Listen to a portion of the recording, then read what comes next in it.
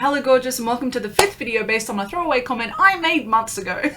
So far we've made 4 videos mapping out a hypothetical reality of what if insert YouTuber here never posted to YouTube, and so far they have all been beauty creators, but I have had quite a few comments asking me to adventure outside of the beauty realms and adventure into the possible butterfly effect of Gabbie Hanna. And knowing what I know about Gabbie Hanna and knowing what I now know about Gabbie Hanna thanks to researching for this video, there is definitely some interesting dominoes that wouldn't fall in her absence from YouTube. Disclaimer and content warning: in this video, as I've already specified, we are going to be discussing Gabbie Hanna and her butterfly effect. So because of this, there will be topics of mental health, bullying, harassment, disordered eating, eating disorders, and because of David Dobrik and the Vlog Squad, sexual assault and rape. Full transparency, this isn't my first video on Gabbie Hanna, and because of this, I already have a pretty established opinion on Gabbie Hanna, and unfortunately for her, my bias is negative. Also, I filmed this video back December 12th of 2021, and for some reason I just couldn't bring myself to edit it, so because of that, unfortunately, I say quite a lot in this video this year, when in actual fact I now mean last year. So just keep that in mind. I will have a little graphic pop up every now and then when I feel as though it's relevant. And of course, as always, even though I trust every single one of you, I still need to explicitly state that I do not promote, encourage, or endorse any kind of mean, negative, harassing, malicious behavior. These videos are strictly for entertainment purposes only, so I do not want for any kind of mean, hateful, harassing, malicious behavior to go out there into the world because of something that I've said or on my behalf. We are, of course, allowed to keep it cheeky, we're allowed to keep it messy, we're allowed to keep it fun, but please keep it to this channel and this comment section only. With all of that said and done, let us get on to what if Gabbie Hanna never posted to YouTube.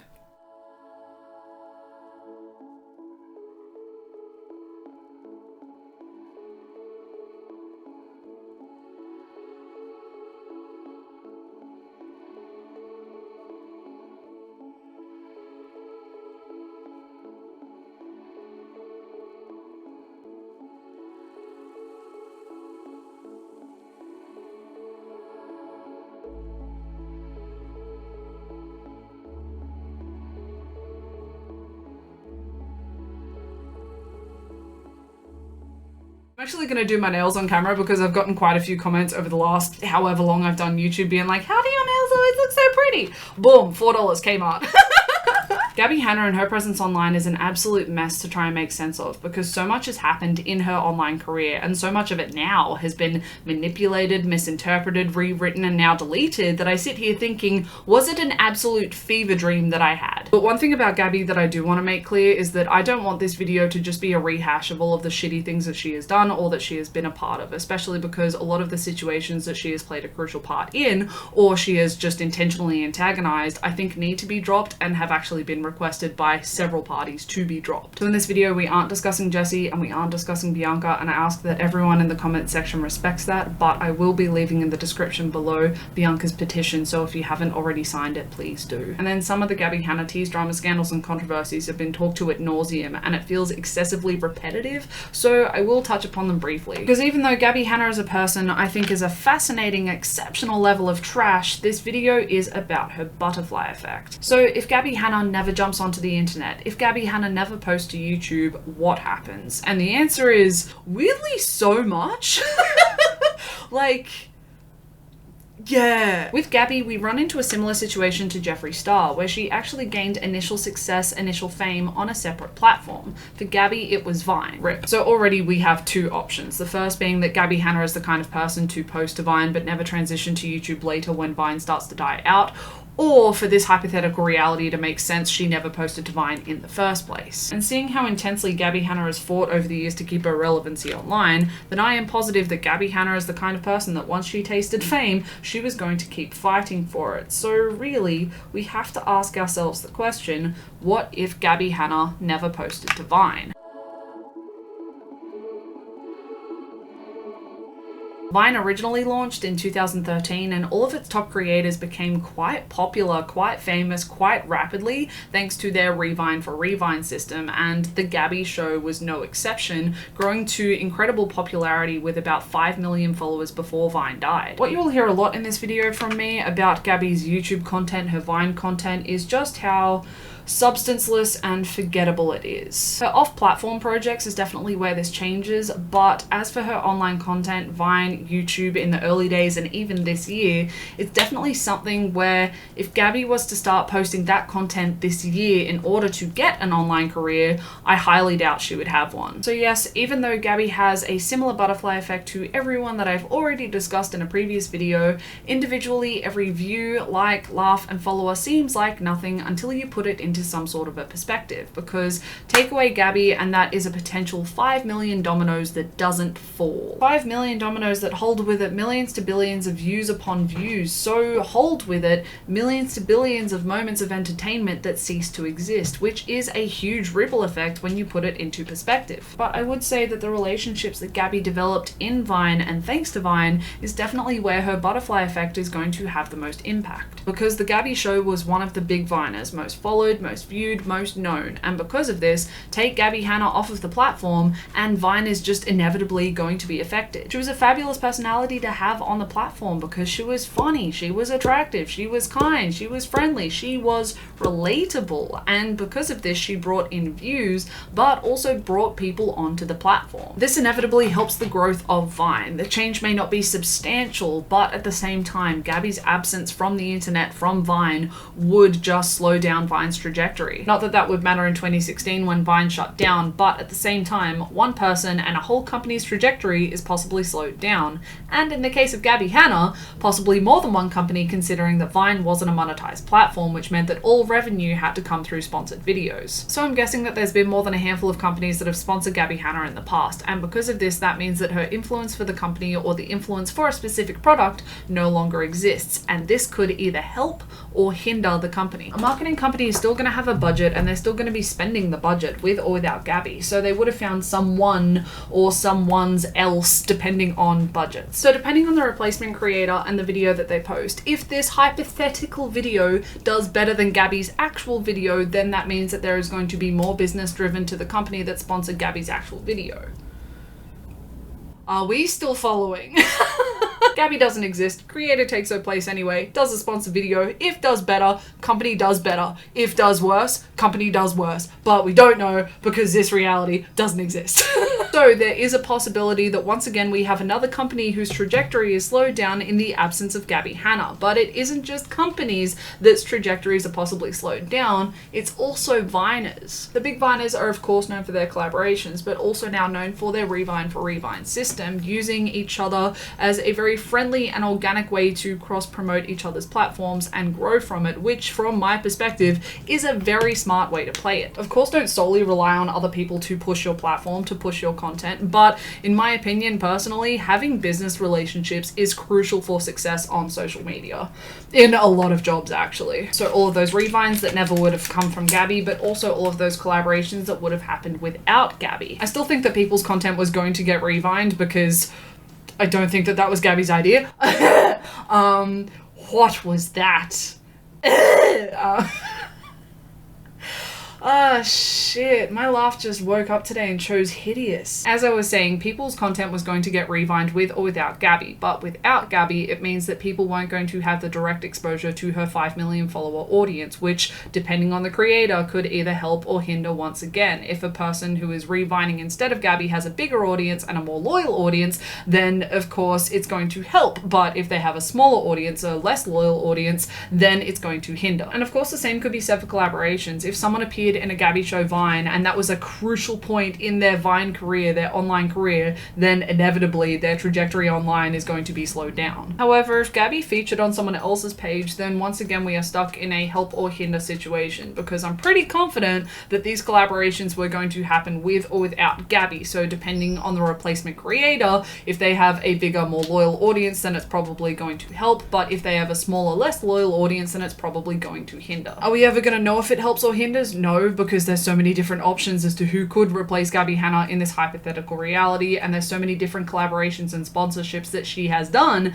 that we're just never going to know. I've done so well on this channel in the past when it comes to just a really cute black base smoky eye that I'm gonna try and do it again. For those who don't know, I've tried several times to do a cute black smoky eye on this channel and every time it turns out trash. Just This is gonna be the time though. This is gonna be the one. Gabbie Hanna originally joined YouTube February 12th of 2014, and I'm guessing shortly after that started posting as The Gabbie Show. And I say guessing because October of this year she actually wiped all of her social media platforms, just everything erased, ceased to exist. It was still there, it just had nothing on it. Oh, this was a very bad idea. Oh well, shit happens. Oh no, why did I think that this was a good idea?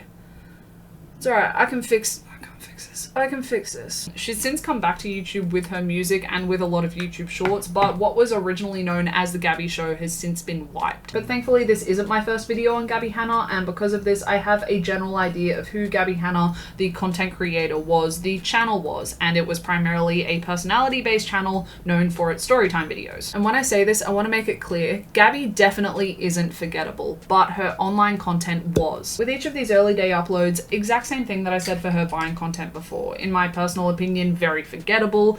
Gabbie isn't, but her content definitely was. But if a video featured another person in collaboration, then that video ceases to exist, and that means that there is definitely the possibility of a trajectory change. If there was a video uploaded and it had a sponsorship attached to it, once again the video ceases to exist, and once again there is a possible trajectory change. There's millions of subscribers that are no longer entertained or influenced by Gabbie's presence online, and there is millions of hours of entertainment that is no longer consumed. So when you put it into perspective of billions of views missing and subscribers that no longer are subscribed or entertained, it's a huge ripple effect. But where I've said that James Charles, Jeffree Star, Nikki Tutorials, and Jacqueline Hill have had their biggest butterfly effect in the audience that they no longer would have in their absence on the internet, that was a lot of word salad, apologies, but where I've said that they have their biggest butterfly effect there, I don't think that that's where Gabbie has her biggest butterfly effect. I think that she has her biggest butterfly effect off platform or in someone else's content. I think she has it in other avenues, but thanks to her having such a big online following, a big online influence. Starting with the Vlog Squad, because Gabbie Hanna was an OG member of the Vlog Squad. For those who have the pleasure of not knowing what the Vlog Squad is, it is a group of friends who all originated on Vine, that all started vlogging on YouTube, and all really participate in David Dobrik's vlogs. And they, as friends and as individuals, have had a huge effect on YouTube for better and for worse. Who we know the Vlog Squad as today, and what we know about the Vlog Squad today, is drastically different to who we knew the Vlog Squad as formerly and what we knew about the Vlog Squad formerly. But at the same time, I am possibly too close to this situation because regrettably I am a former fan of David Dobrik and the Vlog Squad. But as I said before, the Vlog Squad was a fun group of friends who all vlogged together, and the substance of their content was their friendship and also the fun that they were having as friends. Then we get to this year and all of the information that's come out this year, and what once started as a fun group of friends filming their time together, filming their adventures together, definitely wasn't the reality, and by the looks of it, it hasn't been the reality for quite some time. Now, I haven't exactly been subtle about this point, but I'm not the biggest fan of Gabbie Hanna.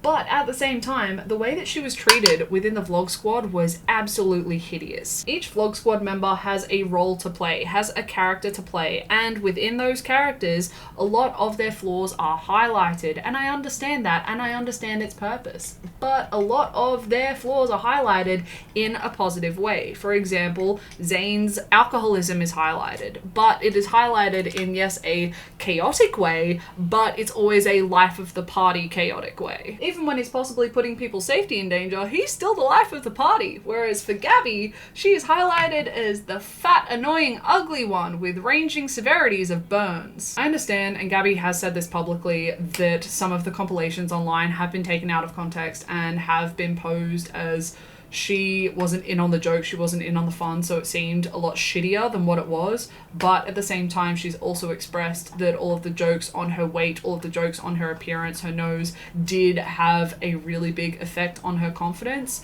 So just shitty in general, and just because some of it was friendly banter and some of it wasn't, doesn't mean that it wasn't whatever. Either way, some of the butterfly effect is possibly that if Gabbie Hanna wasn't in the Vlog Squad, all of the fans of Gabbie who possibly share a similar personality, who possibly share a similar body type, who possibly share similar facial features that Gabbie was picked on for, butterfly effect could be that as an audience member, they didn't feel self-conscious as a bystander, there would be possibly less collateral damage with Gabbie not being present in the vlog squad, not because of Gabbie, but because of how shitty she was treated. There's a lot of things that Gabbie has done wrong.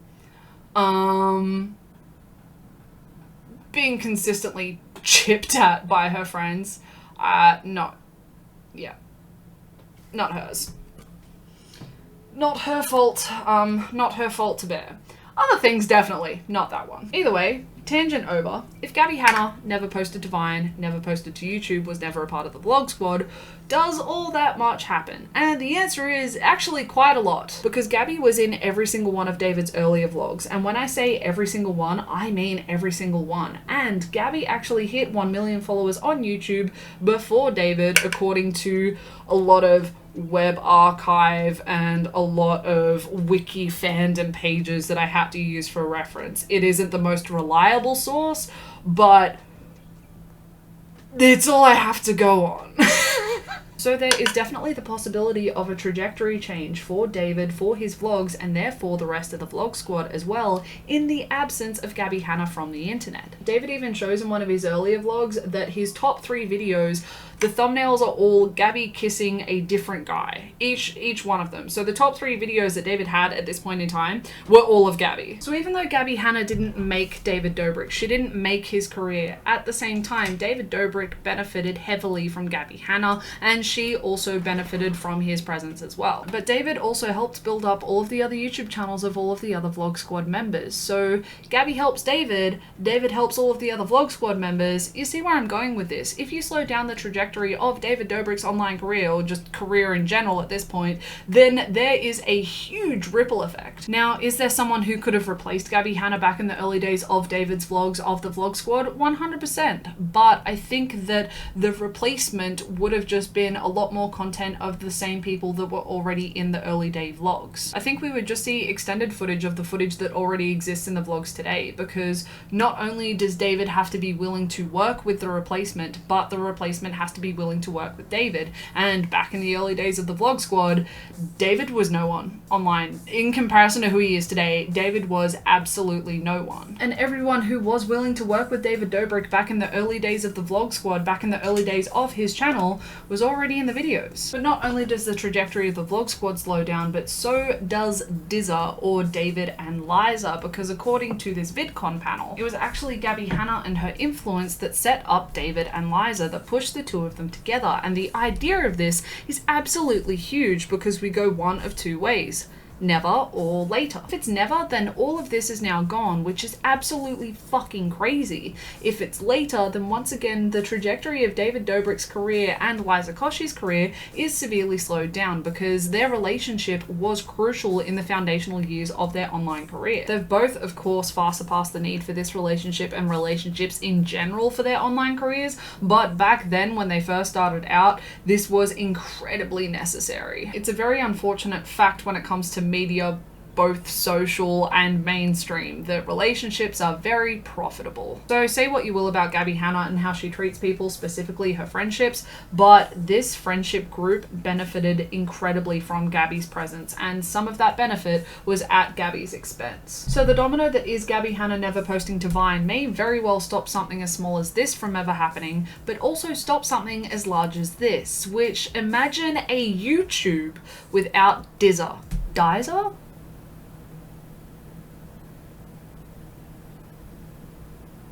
Have I been saying it wrong this whole time? And this is what I meant before when I said that Gabbie Hanna's videos aren't incredibly groundbreaking. They're not exactly going to be changing my perception of the world. But at the same time, she has quite an incredible influence off platform, or just not on her own channel. And I think the reason why I find this so baffling is that this is my 5th Butterfly Effect video at this point, and all of the people that I've talked about previously have all had at least one video that helps change the scope of the internet. I don't think that Gabbie has one. I can name a few Gabbie Hanna videos that have now been deleted. I can name quite a few Gabbie Hanna videos that have been quite notable and quite talked about, but none of them for good reasons. So I think she's genuinely the first person where she has influence but her videos don't necessarily. I really hope that I'm making my point, but at this point my room is so hot and this looks so awful that I don't know. Just summer in Australia melts my brain. Now that I've said that out loud.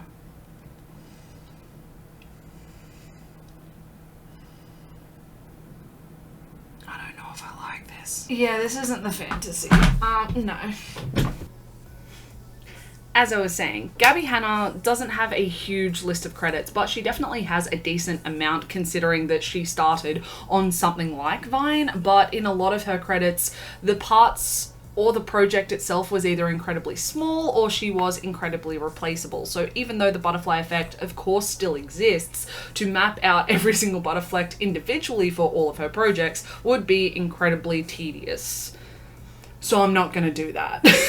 But her most noted and influential is definitely her appearances on Escape the Night Season 2 and Season 4. For those who don't know, Escape the Night is a YouTube original series hosted and created by Joey Graceffa, and I, in all honesty, hadn't really heard of it until quite recently, and I hadn't watched any of it until researching for this video, and I've watched quite a substantial amount, and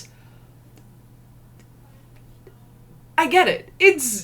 It's a fun little adventure, and the production value behind it, holy fuck. It's a nice piece of media. But Gabbie was on Season 2 of Escape the Night, which is the Victorian era, as the vaudevillian, which I'm still not incredibly sure as to what a vaudevillian is. And she was also on Season 4, which is the All-Stars season, as the Hollywood star. To the production, Gabbie brought what every other cast member brought, being her charisma, uniqueness, nerve, and talent. And at times, behind the scenes, she took that a little bit too far, but I will be getting to that one in a moment. But because of Gabbie's sense of humor, her personality, her audience, she was definitely able to bring a lot of value to the production, like everyone else on the cast list. But at the same time, we know that she made a decent enough impression in Season 2 because she was brought back for Season 4 All-Stars, and there's a reason you're brought back for All-Stars, because you brought something to the table. But if Gabbie Hanna never posts to Vine, she never posts to YouTube, she's definitely not getting on Escape the Night. And I don't think there is an astronomical butterfly effect that would hinder Escape the Night, because watching the few episodes of Escape the Night that I have watched, there is a huge production value behind it, and a lot of that production value comes from everyone doing their job to an absolute T. They know how to do their jobs, they know how to make a beautiful story, they know how to make an amazing adventure, and they know how to make it look good. And with or without Gabbie, these people are still going to know how to do their jobs. There is still going to be the same standard of production for every single season, and it's going to increase with every single season, and we are still going to have the same overarching plotline with or without Gabbie. But of course, like everything that I've already talked about, take Gabbie off of the internet and there is the potential for the trajectory of Escape the Night to be helped or hindered depending on the replacement for Gabbie Hanna. And in all honesty, it's incredibly hard for me to pinpoint who would be a replacement for Gabbie Hanna in Escape the Night Season 2 and therefore Season 4, because it has to be someone who is willing to work with Joey, but also someone who Joey's willing to work with, but also someone who is willing to work on Escape the Night, but also someone who is able to participate, because maybe there is timeline clashes, maybe someone just physically isn't able to participate. So I would say Colleen Ballinger for Season 2, but the issue is at that time I'm pretty sure she was doing a lot of touring for her Netflix series and also just working on her Netflix series, so like that's not gonna happen. But regardless of who Gabbie Hanna's replacement is, I still think that Joey and the team working on Escape the Night would still be able to produce a brilliant piece of media. But behind the scenes, I think would be functioning incredibly differently in Gabbie's absence, and I think it would be incredibly more constructive, at least from my perspective and my understanding. This year during Gabbie's 12-part series, she took an episode to discuss Escape the Nightmare and how awful an experience it was, how triggering it was, and how disgusting Joey and Daniel were. Daniel and Joey both made video responses clearing their name, but also clearing the name of Escape the Night, and at the same time brought to light some of Gabbie's awful behavior behind the scenes of Escape the Night Season 2 and Season 4. This definitely painted Season 2, but especially Season 4 of Escape the Night in a completely different light, and also gave, for lack of a better phrasing, more depth to Joey and Daniel, because they were obviously putting in a lot more effort than typical to keep production moving of these two seasons. And Gabbie was almost all but intentionally trying to slow down production every time she could. I know I said that I wasn't going to go straight in with black again. I lied. This is gonna work out fine. It's gonna work out great. This is gonna go good. Because we're not gonna try and shade, we're not gonna try and blend it in. We're just gonna do bold.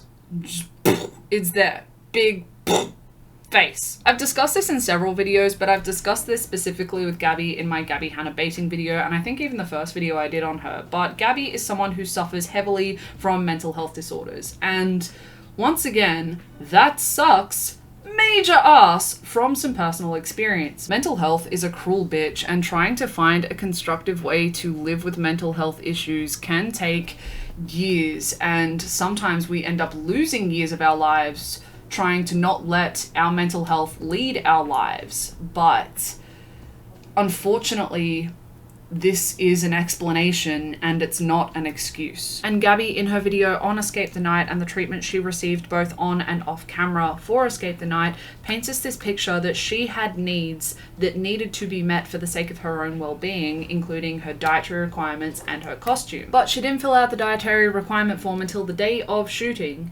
If you have a specific diet, fill the shit out. And then Daniel, and this wasn't even in his job description, went out of his way to prepare meals specifically for Gabbie according to her dietary requirements just to keep the peace, and she didn't even eat the food.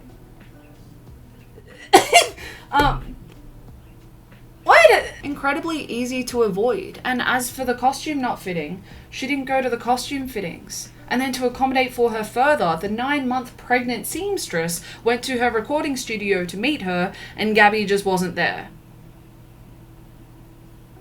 If you want the shit to fit, go to the fittings. But she didn't. And then when accommodated for, she didn't again, but then complained later. Just incredibly easy to avoid. At a certain point, being this difficult just has to be intentional. But also, Gabbie was definitely setting herself up to fail, and she specifies in hindsight that that is what she alluded to, the fact that she was setting herself up to fail. And self-sabotage, your girl knows it well, but Gabbie was making other people deal with the consequences of her self-sabotage. The coolest part about mental health disorders is that it is up to the individual to look after. People can of course help and support, but it is still up to the individual. It sucks, but it's just the reality. I can't ask you to babysit my mental health the same way that someone can't ask me to babysit theirs. And it's unfortunate for Gabbie, but she did self-sabotage, and instead of dealing with it herself, she took it out on other people. And not only took it out on other people, but there's quite a few people who were witnesses to Gabbie calling a assistant a dumb see you next Tuesday. Pretty sure I said this the last time I covered this 12-part series, but I am Australian. Don't know if you gathered, I'm an Aussie. And there is a certain finesse that that word has in the Australian vernacular that makes it absolutely stunning. But there's a time and a place. Professional environments on set is not where you use it, unless it's an Aussie adaptation of Jackass.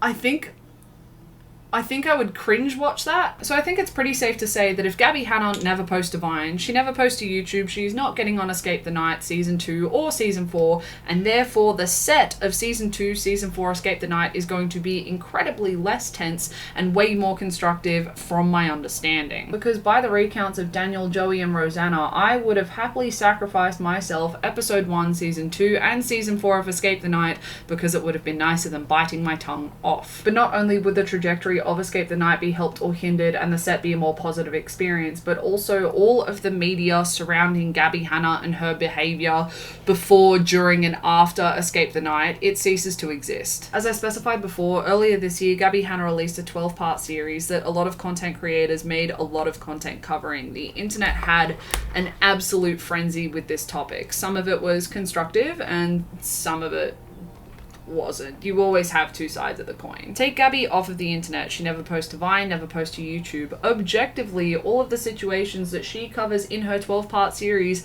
never happens. It ceases to exist. Because in my personal opinion, it was Gabbie and Gabbie only whose presence could have catalyzed these situations. Because if there was other people that it could have been, then there would have been multiple examples of these situations happening with the other creators that all of these situations involved. There would be more examples of Gabbie's behavior behavior reflected by other creators. Trisha Paytas would be calling out more than just Gabbie for telling Jason Nash that Trisha had herpes. Definitely unfortunate, but Gabbie is cursed by the common denominator, even though Trisha Paytas and Rice Gum are also specific kinds of trash. So if Gabbie Hanna never comes to the internet, she never posts to Vine, never posts to YouTube, her 12-part series ceases to exist, but also all of the situations that are involved in the 12-part series cease to exist, which means that all of the media that has been made covering all of these situations in the 12-part series cease to exist as well, which means millions of views cease to exist, subscriber changes are gone, finances for certain creators cease to exist as well. If the reason you found a specific creator is because they did a video covering Gabbie Hanna's 12-part series,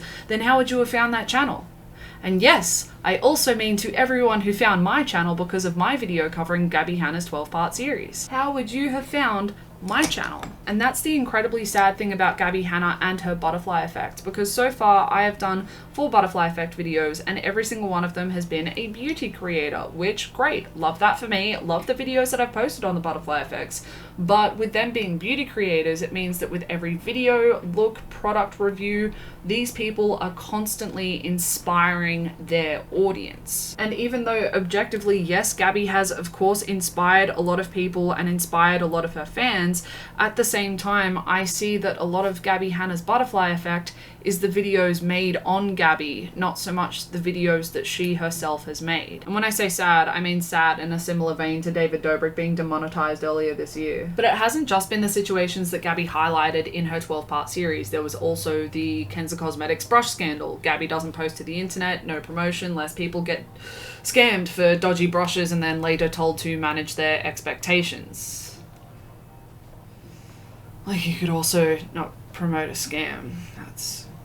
That's also an option. Would someone take Gabbie's place in this situation? Look, very possible, but at the same time, Tana and Gabbie are very low standards. But you also had creators like Gabriel Zamora, who was actually pretty savvy when it came to deducing that Kenza Cosmetics was a scam. We had the Guy Tang hair situation, which in all honesty, I don't really understand what happened with that one, but both parties seem to be cool, calm, and collected now, so it's just water under the bridge. But at the same time, back then, it was a bit of a story. We also had the Alex James Storytime situation. We had the situation where Gabbie was accusing YouTube of shadow banning her. We had the irrelevant makeup situation as well. The interesting, to be putting it nicely, TikToks and live streams, the fight with Angelica Oles, the fight with Rachel Oates, the fight with Oscar Wilde, and I hope that I'm saying that correctly. Then we also have a situation that happened after I filmed this video, being the Red Table Talk with the Estefans, which is an interview talk show from my understanding that is posted to Facebook. In this specific episode, they were discussing cancel culture and they had Gabbie Hanna and Perez Hilton on as guests. Perez Hilton as a person I already think is pretty hey how you going, and that's to be putting it incredibly kindly, but at the same time, in this specific episode, it was very obvious that Perez was being set up to be the big bad of the interview and Gabbie Hanna was set up to be the victim of the interview. And really, this episode, in my personal opinion, was quite a shit show because it was glaringly obvious that the Estefans and maybe the producers of the show didn't have a keen understanding of who Gabbie Hanna is and her online career over the last few years, but did of Perez Hilton. Really, I could make an hour-long analysis video of my thoughts and opinions when it comes to that interview, but at this point in time, so many other creators have covered that interview and so many of their thoughts and opinions I share that at this point I would just be repeating what other creators have said. And after making this Butterfly Effect video, I think I'm just done when it comes to Gabbie Hanna, in all honesty. But like everything else when it comes to Gabbie Hanna and her Butterfly Effect, she doesn't post to Vine, she doesn't post to YouTube, she's definitely not getting interviewed on the Red Table Talk with the Estefans as the victim when it comes to cancel culture, and because of this, all of the media surrounding Gabbie Hanna's part in this interview ceases to exist. But at the same time, I think that Gabbie Hanna is still replaceable in this situation because they still needed a victim of cancel culture to make this intended conversation flow, to make the intended structure of this interview flow. Because if you go watch the interview, it's still available on the Facebook page if you want to go waste your time. If you watch the interview, it is incredibly obvious that they were setting the conversation up to have a bad guy and have a victim with all of the editing and post-production. The Gabbie Hanna victim B-roll was a key piece of the puzzle for that interview, apparently. So because of this, I think that the situation still would have ended up quite similar for Perez. I think that he as a person is still quite questionable, but it was glaringly obvious that he was being set up to be the bad guy of this conversation. He should be held accountable, and he can still be held accountable without the purposeful setup. I think watching it just made me feel, for lack of a better phrasing, uncomfortable, just because what people were saying in the interviews was not lining up with how the interview was actually being edited and produced. It was such a stark contrast at times that it's like, oh, okay, sure. So for this intended conversation, for this intended structure of this interview to work, they still would have needed a victim of cancel culture. So I still think they would have gone for someone similar to Gabbie. So I'm thinking someone like James Charles, Nikita Dragon, or Jaclyn Hill. All of these creators have been cancelled for valid reasons, and at times those reasons have been incredibly heavy, for lack of a better phrasing, my apologies. And all of these creators have shown on multiple occasions lack of accountability, but also attempts to rewrite the narrative. James Charles on more than one occasion even admitting guilt and then rewriting that later. And with someone like Gabbie, like James, Nikita, or Jaclyn Hill being interviewed on this Red Table Talk and being posed as a victim of cancel culture, we're still going to see similar media around this interview. So we still would have had our videos from our drama and commentary community, just not about Gabbie, about someone else similar to Gabbie, James, Nikita, or Jaclyn, in my personal opinion. So even though Gabbie herself as a person isn't very replaceable in this specific situation, I think she is. There's just a lot of situations where Gabbie Hanna is the focal point, and no matter how much of the blame she is actually at fault for, thousands of videos are made covering the situation that she is a part of. Just to clarify, by some of the blame, I just simply mean that sometimes she has put out content and people make videos critiquing her content. The same way that a beauty creator will give their honest opinion on a YouTuber's latest makeup release, no matter how brutal. People will critique Gabbie Hanna's books and music the exact same way, and it is within their right. Adultolescence came out in 2017 and is a collection of poems and illustrations by Gabbie Hanna, and then Dandelion came out in 2020, and that is also a collection of poems, illustrations, and personal essays, and both were at the center of a lot of criticism. And here's the thing, I don't mean to drop this bomb on everyone, but here's the thing. Art is subjective. I know. I'm gonna like something that you might not like. You might like something that I might not like. We might both like the same thing, but for different reasons. We might both hate the same thing, but for different reasons. Subjective. That's just what art is. And in my personal opinion, that's one of the best things about art, is that a lot of it is up for interpretation. It's just...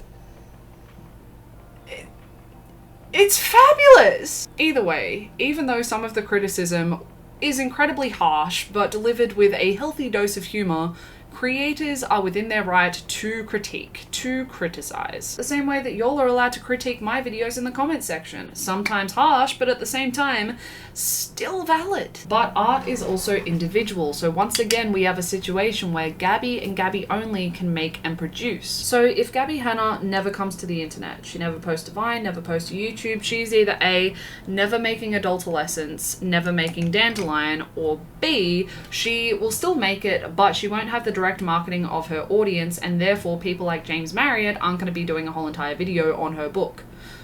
Because why would you? As I've been saying this whole entire video, if they cease to exist, so do these videos, so do these views, so do these comment sections, so do these subscriber changes, so do these finances for certain creators. But it also means that Dogolescence, poems by Kira the Staffy by Rachel Oates, ceases to exist, and all of the profits that Rachel has made off of this book cease to exist as well. So wildly a huge ripple effect, especially for certain creators. But say what you want about Gabbie and her poetry, Gabbie and her music, Gabbie and her art, whether you or I think it is trash, someone else doesn't. There are people who genuinely like Gabbie's books. There are people who have genuinely gained something positive from the existence of her books, but we just don't know. So all of those fans who genuinely liked Gabbie's poetry, who genuinely liked her art, who genuinely liked her books overall, they are potentially missing something crucial that actually gave them something they were seeking. And once again, this is why I find the butterfly effect so fascinating, because take Gabbie off of Vine, take Gabbie off of the internet, and this book doesn't exist. So therefore,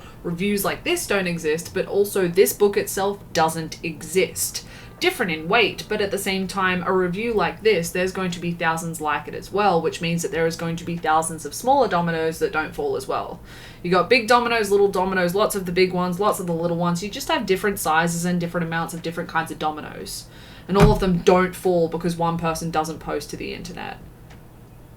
It's just baffling, but in the best way. And of course, the same can be said for all of Gabbie's music, because if she isn't posting to the internet, she isn't posting to Vine, she isn't posting to YouTube, then she isn't going to be making music. And even if she isn't going to have the luxury of direct marketing that she does in this reality. And in a saturated music industry, sorry babes, but the music isn't going to go anywhere. So Gabbie doesn't make music, and therefore there isn't an argument over her music, because unfortunately, Gabbie is a person that definitely has a binary thought attached to them. People either love Gabbie or they hate Gabbie. She is either trash or she is majestic, and it is getting increasingly harder to find someone who is sitting in the middle, completely indifferent. And because of this, everything that Gabbie does or everything that Gabbie is attached to, it's either hyped up as the thing that is going to save the world entirely, or it is the worst thing that's ever existed and it's going to be the end of humanity. I'm of course being hyperbolic, but at times it feels incredibly this or that with no in between. So regardless of what I think, this is just a fact that I'm going to be presenting to you. Gabbie creates and uploads music, and people either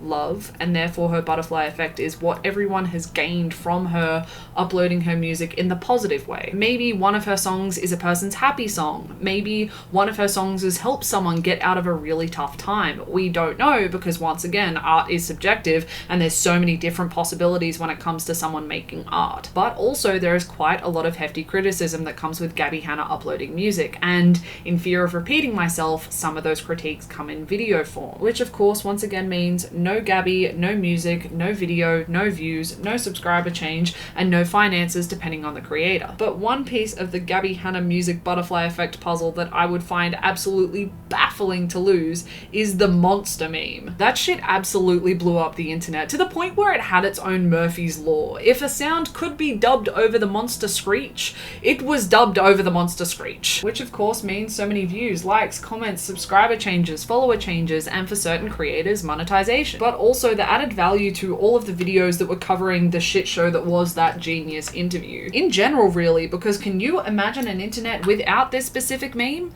It was the gift that just kept giving. Losing this Genius interview definitely wouldn't be so astronomical that Genius itself would cease to exist, but it is definitely an odd piece of the internet puzzle that would be incredibly odd to lose. The internet wouldn't be better or worse, it would just be really different. It would be really weird, because that meme was everywhere when it first started spreading. Like YouTube, Reddit, and Twitter almost had its own separate personality thanks to that meme. It was beautiful.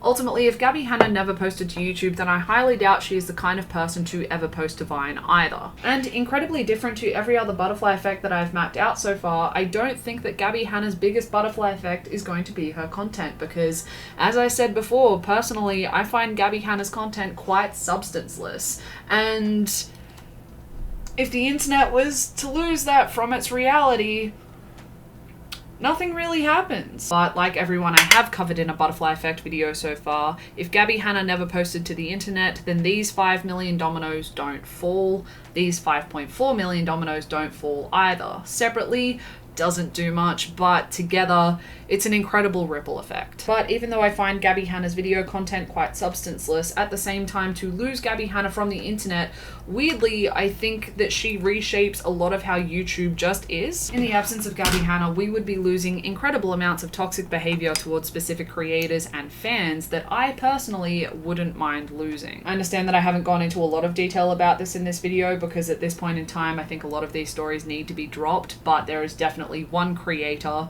that would have been allowed to heal in the absence of Gabbie Hanna. Escape the Night objectively would have been a far more pleasant and constructive experience behind the scenes that wouldn't have then been used later as ammunition towards Joey and Daniel. Those fans in the private Discord wouldn't have been threatened. Those fans that Gabbie has both threatened and weaponized towards other creators wouldn't have this very uncomfortable to see parasocial relationship that I personally think the internet would be better off losing. Overall, sadly for Gabbie, I think there is quite a few people on the internet who would benefit from her absence, and I am sure that she doesn't want to be that person, considering how much she has expressed that on all of her socials, but unfortunately, she doesn't seem to be practicing what she's preaching. But objectively, there is the other side of the coin, and there are some people who would be screwed. The Vlog Squad, in my personal opinion, because yes, Gabbie didn't make David Dobrik, but at the same time, she was a foundational, charismatic personality that was crucial for the original vlogs. And on top of that, by the sounds of it, Gabbie Hanna was a key piece of the puzzle when it came to the David Dobrik-Liza Koshy relationship, which was incredibly profitable for David's vlogs and for the Vlog Squad, so to lose that is a very heavy hit. And from this trajectory slowdown, there is thousands of crucial David Dobrik moments, his vlog moments, the Vlog Squad moments that no longer exist. Legitimately, how would YouTube look today if David Dobrik's YouTube career trajectory was slowed down? I'm not saying that he is screwed without Gabbie, but I am saying that he is rolling a boulder up a hill and Gabbie is no longer there to help. And of course, in fear of repeating myself, every single tea, drama, scandal, controversy, commentary video that has ever been made on Gabbie Hanna ceases to exist, especially because in most cases, I don't think Gabbie Hanna can be replaced. So no Gabbie, no drama, no video, no views, no subscriber changes, no monetization for certain creators, and for certain creators, crucial videos. And of course, I also mean this one.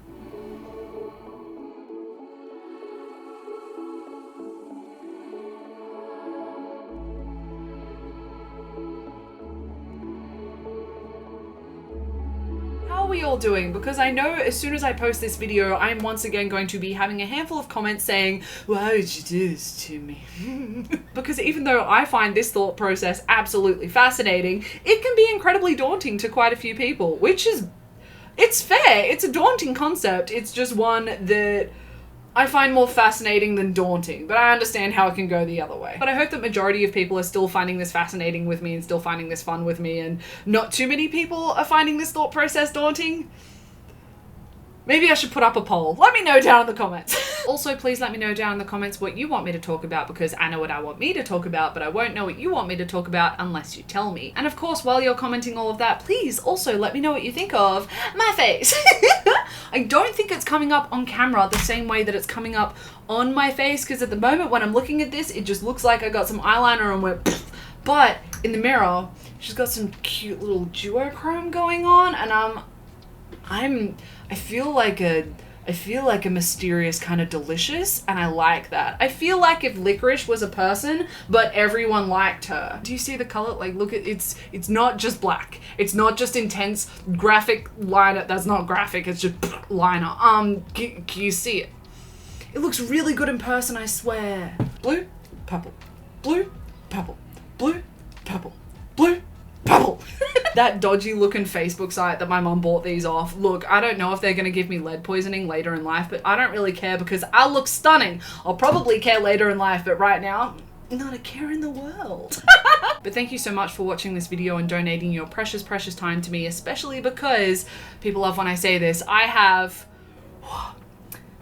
5 hours and 48 minutes worth of video, microphone footage.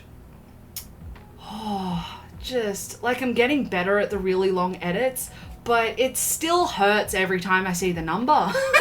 So thank you so much for watching this video, especially if you made it to here, because typically my videos are on the longer side of things, and with over now 5 hours and 48 minutes worth of microphone footage, I have no idea how long this video is going to be, but I'm guessing it's going to be around the 48 minute-ish mark, probably more like 56, whatever. If you watch the whole entire thing, thank you so much, because that's a lot of precious minutes that you are donating to me and my content, and I just hope that you are having a fantastic day, fantastic week, fantastic month, fantastic year, and I hope that you are doing as fantastic as always. Bye everyone!